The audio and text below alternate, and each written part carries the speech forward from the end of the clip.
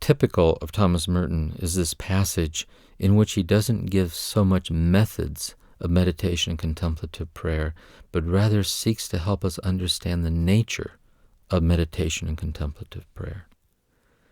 Thomas Merton writes, "Contemplation is the highest expression of man's intellectual and spiritual life. It is a vivid realization of the fact that life and being in us proceed from an invisible, transcendent, and infinitely abundant source.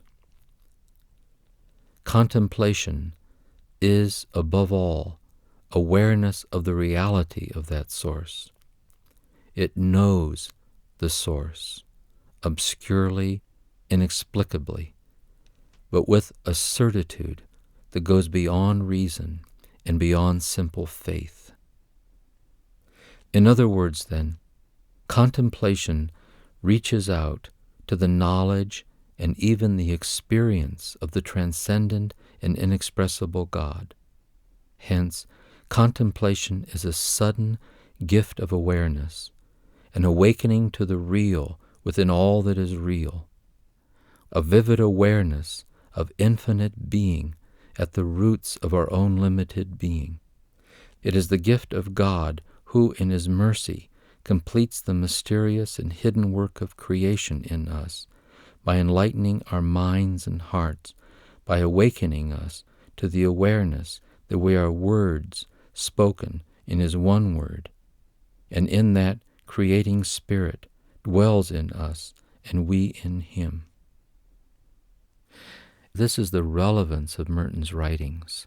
They're always attempting to shed light on the true nature of what we are actually experiencing when we're actually living our lives the way they really are, as distinct from what we think they are or what we think they need to be.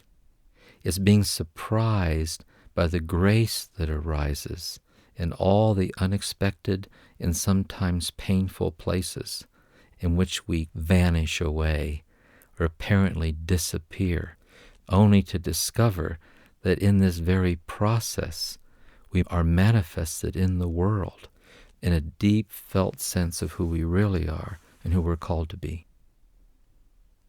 I would like to read this text in which Merton shares with a Sufi, Abdul Aziz, with whom Merton was corresponding, how he himself personally prays. And the text is significant, I think, because it takes the themes presented in the passage I just read and gives some indication how Merton himself personally experienced these themes of contemplation. Merton writes, "Now you ask me about my method of meditation. Strictly speaking, I have a very simple way of prayer. It is centered entirely on attention to the presence of God and on His will and His love. That is to say, it is centered on faith, by which alone we can know the presence of God. One might say, this gives my meditation the character described by the prophet as being before God as if you saw Him. Yet it does not mean imagining anything or conceiving a precise image of God, for to my mind that would be a kind of idolatry. On the contrary, it is a matter of adoring Him as invisible and infinitely beyond our comprehension, and realizing Him as all. There is in my heart this great thirst to recognize totally the nothingness of all that is not God. My prayer, then, is a kind of praise rising up out of the center of nothing and silence. If I am still present, myself, this I recognize as an obstacle about which I can do nothing, unless He Himself removes the obstacle. If He wills, He can then make the nothingness into a total clarity. If He does not will, then the nothingness seems to itself to be an object and remains an obstacle. Such is my ordinary way of prayer or meditation. It is not thinking about anything, but a direct seeking of the face of the invisible, which cannot be found unless we become lost in Him who is invisible. I would like to focus specifically on one theme that runs through these passages, which I think is particularly helpful in bringing us to what is most central to the contemplative experience, namely this theme of a paradoxical diminishment that is a fullness of oneself as an object of one's reflection, mysteriously vanishing into a unitive experience in which oneself as an observer of the event, or even as the recipient of the event, cannot be found. Sometimes deep love is like this.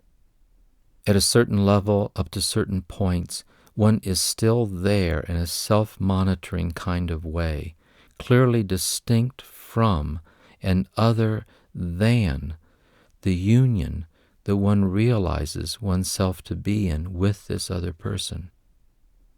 But there is also moments in which there is but union itself, and one loses oneself in union, not as a loss of self, but as a cherished gaining of what one senses to be the true nature of oneself.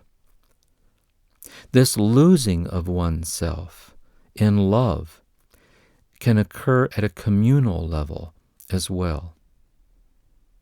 I was once leading a retreat, and there was a priest attending the retreat who had been a missionary for many years, and he was here in the States for cancer treatments, which apparently were not successful.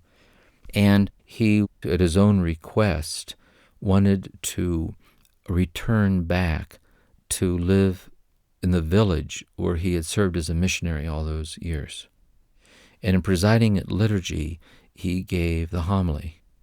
And in the homily, he shared his profound gratitude for the people in this village, for teaching him who he was, for teaching him what life was about, and teaching him how to live a full and rich life.